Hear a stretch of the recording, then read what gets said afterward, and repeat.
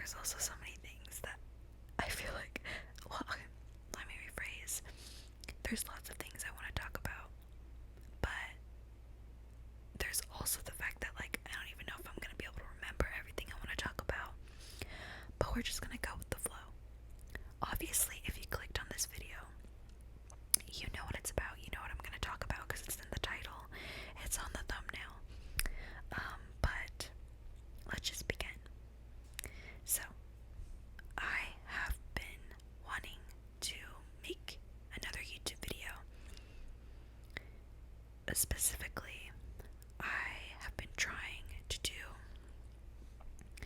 pick a card readings, and during one of my YouTube phases, that's all I did. I just did pick a card readings, and I was really good at it. I feel like I had a good setup, a good way that I did the readings, and they were successful. But the thing is, and this is the reason why I stopped making those videos, was because for me, they're so taxing energy-wise. I don't know what it is. I don't know if it's some sort of internal block inside me, or if it's something that others experience. But I just find that, and for pick a card readings, you want to have options for people. You know what I mean? And so that means you would basically have to do like 3 readings at least. Like you can do like 2 readings. Right now I'm thinking, like, is my camera on the right setting?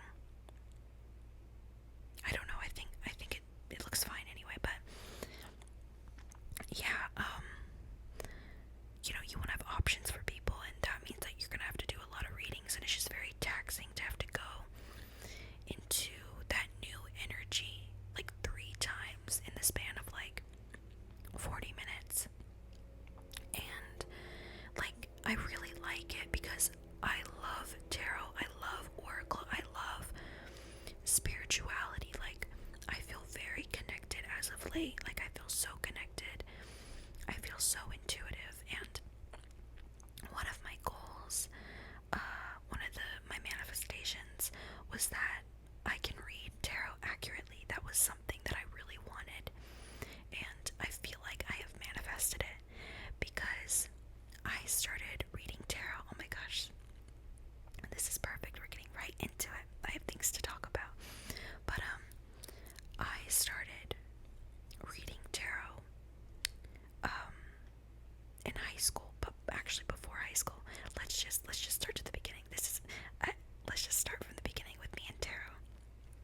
So, the first time I was introduced to tarot was probably Princess and the Frog. When I know his name, Dr. Facilier.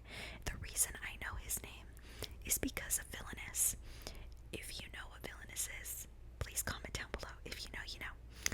But yeah, because when you play the Villainous games, you really know, you learn all of the villain names and characters and all those things. But yeah, but when I first learned about tarot in my life was, I don't remember, maybe middle school. My dad, or elementary school, my dad had tarot cards, and I remember he would have them, and he tied them up. He stored them in like a tie, like he wrapped his tie around them. And I remember, seeing him have that, and I didn't really see him use them often, but that was the first time I really saw tarot in real life.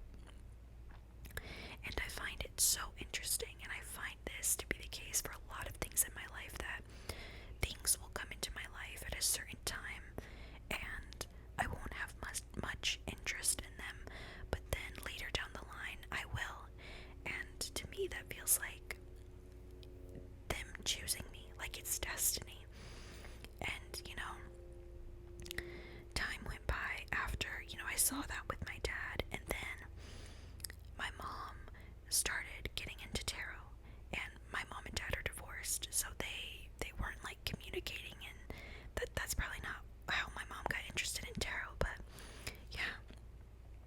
mom started getting interested in tarot around 2018, 2017.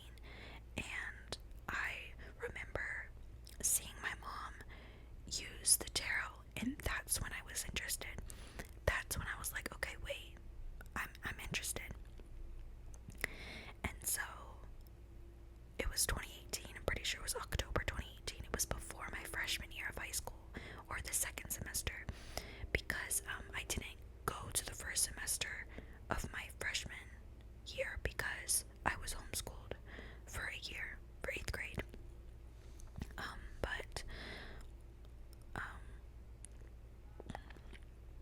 But yeah, I saw her doing it, and I was interested, and I asked her to get me my own deck, and she got me my own deck, and she got me the Mystic Mondays Tarot, and I still have it, looking at it right now. But yeah, and ever since 2018, the end of 2018, I've been interested, and I've gone through phases of being more interested and being less interested, and going in and out and in and out. But I've always loved tarot. I've always loved it. There's always been something about it that feels like home, and whenever I talk about tarot, I get chills. And to me, that's a sign that it really is for me. And for so long, a tarot reader I absolutely adore. I've been through so much with my tarot phases. A tarot reader that I love and adore is Aphrodite. He's really helped me a lot with the meanings of the cards. But I've taken knowledge along the way from everything I've learned about tarot from many different people in my experiences, and just different creators here and there, and things I see online, and my intuition, and I've just taken and gathered all of that, and now I have the tools to understand it, and I've again, now to the present moment, I feel like I truly understand it now, because for so long I would do readings, and something just wasn't connecting, even though I loved it so much, and this is tarot is the one thing in my life that I can think of at this moment that I never quite gave up on. I never, it took me a really long time. 2018, it's 2025 now. It took me a really long time to fully grasp, and I'm still learning. I'm still learning more about it. But I feel like at this point, I feel confident in my abilities as a tarot reader, as a psychic, and I love it. And I truly feel like I manifested it. And I think what changed was I decided to make it a goal. I had an affirmation. I have a bunch of affirmations that I say every single day to manifest, and I feel like me doing that is changing who I am as a person. It's changing the fiber of my being, and I'm creating my own reality. I am making a new Marley, and a part of that new Marley is to understand tarot. And an affirmation that just came into my head was, well, I don't know if I want to say it because it feels very personal, actually, but yeah, I think I'll skip on saying it. Maybe one day I'll say it, but now I feel just so connected. And then that gets into me wanting to do pick a card readings for YouTube. And the reason why I thought about that was because I'm constantly thinking of ideas and things I can do on my channel, and things that feel good to me. And doing tarot readings was an idea I had, but it's just so taxing. I truly do not know how these amazing creators do tarot readings, hour-long readings. But a long time ago, I used to watch a lot of pick-a-card readings. But honestly, I feel like I didn't, back then, I didn't have the tools I have now. Because something I truly believe that you have to have when you're watching pick-a-card readings is you have to have self-love and a strong intuition. strong intuition, you have to trust yourself. You have to have a relationship with yourself. You have to love yourself, you know, and how you build trust with yourself is loving yourself. So it all comes down to self-love, because I remember, you know, I was also watching them when I was younger. You have to, above all else, you have to listen to that inner voice inside you, because also, again, you have to realize that hundreds of thousands of people are watching these pick a card readings, so not every single thing is going to be accurate or resonate. And now, you know, back then I was using pick a card readings for a different reason, and now I'm using them as a fun manifestation type thing. A lot of the pick a card readings I watch are, you know, love related, and so it's fun to watch those. And, you know, watching like readings like, oh, what's next in love, or oh, where is my soulmate, things like that, it makes me feel more connected to my manifestations. So it's just like a fun tool. And specifically, there is this one tarot reader, or two, Kino Tarot and ASOS Tarot.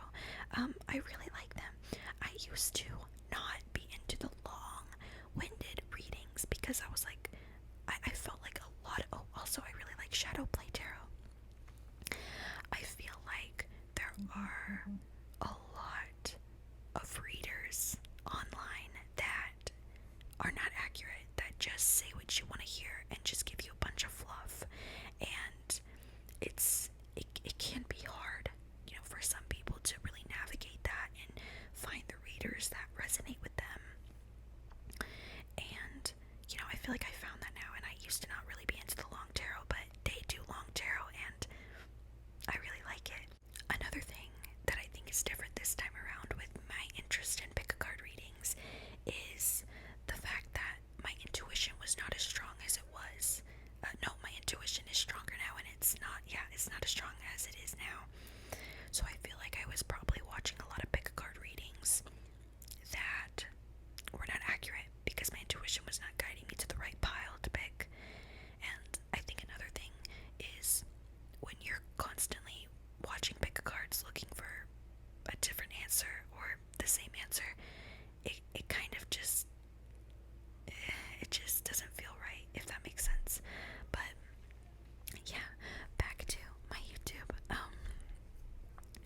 I want to do something tarot related, something spiritual related, and I was thinking maybe something I could do is not do a pick a card reading, but just do one reading and just post that. And, you know, if somebody feels connected and resonates with it and wants to watch it, then they just watch it, you know, instead of doing like pick a card, it's just one reading. But yeah, I don't know, but I really love tarot. And guys, I look so fucking cute right now, like my hair, the mic, everything. I love it. I don't know why I'm just looking at my hand, just holding this. It's just like, oh, yeah. Why couldn't they have made this part pink? Like, seriously, like, make it pink. I love holding the mic. I love it. And I have my cute little selfie light, and you guys are seeing more of me. Usually you don't see this much, but yeah. So we talked about tarot, and I think I know what I'm going to talk about next. Let's talk about Tate McRae and Addison Rae. Let's talk about the Rays, okay? Listen, I'm going to provide proof. Listen to me, I have always been an Addison Rae stan. Always, okay? Obsessed. Her first song, yeah. I'm trying to think of the lyrics. Obsessed with me, eat too. Oh my god, I know the lyrics, but I will prove. She was in my Apple Replay, okay? Apple Replay. Her first song, okay? I'm an Addison Rae. Aquamarine, honey, dive into me. Yeah. I resonate with that song. And Diet Pepsi, yes. That's me. Addison Rae is so beautiful. She's so cool to me, and I think a reason I feel connected to her is because there's something in her that I also have. But I've always been an Addison Rae stan. I love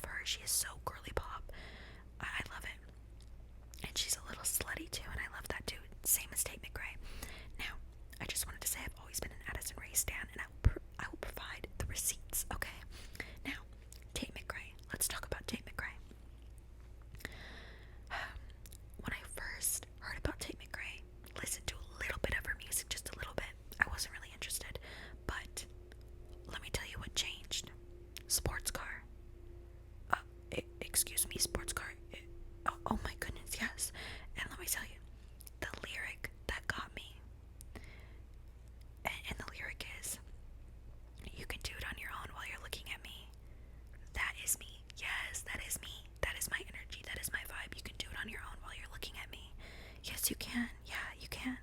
Like, that is me. And ever since I heard that, I was like, okay. Yep. And so I've been really listening to her music, and a lot of her songs are about exes, which currently right now my energy, I'm vibing with it, I'm resonating with it. But yeah, so I've just been listening to her music. I listened to also, I noticed that a lot of her songs are short. I've listened to Sports Car, Two Hands, It's Okay, I'm Okay. I love that one. It's because I love the part where she's like, I don't want him anyway, you can have him. I don't want, because I don't want him. I don't want that motherfucker. You can have him. Please, please take him. Please. Honestly, I don't even want anyone to take him. I want him to get some fucking help. But yeah, just girly pop things. And I went back and listened to her Think Later album, and oh my gosh, Tate McRae and I are like the same age. What the fuck? I feel like we don't look the same age. Like, she looks so adult. And also something about Tate McRae that inspires me is she is not a stick skinny girl. Okay, she's not a stick skinny girl, and I'm not a stick skinny girl. Okay, I feel like I'm mid-size slim. Like, I'm definitely more small. I'm smaller and skinnier, but I'm not like stick skinny, model skinny, like Nicole Kidman type vibe. You know what I mean? And I find that because I feel like a lot of women will understand this. I know logically I'm not fat. I know logically that I'm slim and I'm skinny and I'm small. But because I'm not stick skinny, because because I'm not completely like snatched to the heavens, I feel sometimes I can feel down about myself. And Tate McRae is a perfect example of a woman who is not stick skinny, but is absolutely beautiful and sexy. And I love that, and that makes me feel better about myself. You know, seeing the way that people compliment her body, it opens my mind to be like, see, being stick skinny is not the only way to be beautiful. But then again, also, beauty comes from validation, comes from within. So I do have a lot of internal validation for myself, but it is a little helpful to see external validation towards other people, if that makes sense. You know what I mean? I hope that makes sense. But yeah, so back to Tate McRae. I've been listening to her Think Later album, and wow, so good. Banger after banger after banger. Like, what's the one? Hurt My Feelings. Yes, Hurt My Fucking Feelings. Hurt My Fucking Feelings is so good because it's like I relate to that. It's like, yes, hurt my feelings so fucking bad, so I don't fucking want you. I'm trying to think. Let's look at her other music. Okay. Oh, that scared me. Okay, You Belong With Me, but it's not Taylor's version, just started to play. Okay. Run for the Hills. Yes. Run for the Hills is so fucking good. Stay Done, I think, is good. I don't completely remember that one, but I haven't listened to her whole album, but I am loving her music, and I am loving her music while getting my steps in. I love singing, I love dancing, so I'm just like on my walking pad, like strutting, like, I don't want 'em anyway, girl, take 'em. Like, that's just me on the treadmill every day, like getting my steps in, like, and I love it because her music is, not only is it getting me through getting my exercise and my steps in, it's